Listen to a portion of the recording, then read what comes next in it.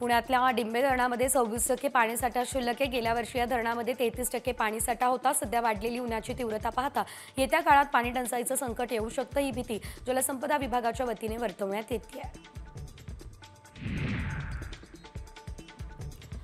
पुण्यात एमपीएससीचे विद्यार्थी रात्री अचानक रस्त्यावर उतरले। पुण्यातील शास्त्री रस्त्यावरती आंदोलन सुरू आहे। असं असताना आता एमपीएससीच्या विद्यार्थ्यांच्या विविध मागण्यांसाठी आंदोलन केलं जाते। पोलिसांकडून विद्यार्थ्यांची समजूत घालण्याचा प्रयत्न आहे, मात्र विद्यार्थी आंदोलनावर ठाम आहेत।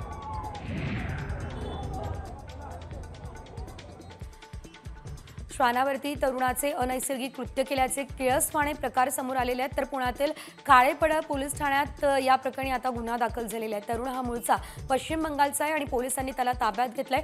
हलेमुद्दीन अनिमल शेख असं या आरोपीचं नाव आहे। तर या प्रकरणात 41 वर्षीय व्यक्तीने पोलिसात तक्रार दिलेली आहे। पुण्यातील एका व्यावसायिकाला थेट पाकिस्तानातून धमकीचा कॉल आलेला आहे। कॉल करणाऱ्यानं या व्यावसायिकाकडे 5 कोटींची खंडणी मागितली। पुण्यातील उच्चभ्रू परिसरातील ओळखल्या जाणाऱ्या बोट क्लब रोडवरती हा व्यावसायिक राहतो।